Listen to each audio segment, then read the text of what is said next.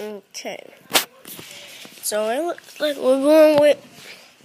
So I think we're gonna be going with 10 wrestlers that I hate. Is it 10 wrestlers that I hate? I don't know. Alright. Number one,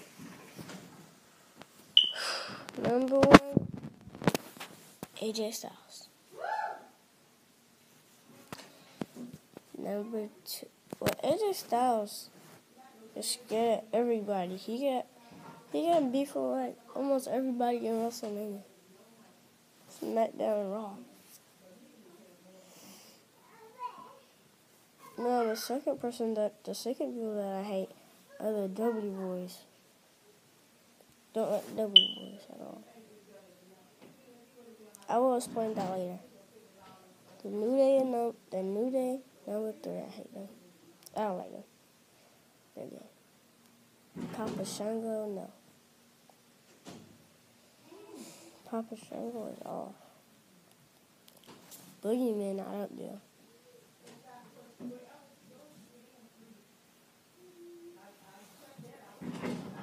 Well, that's it.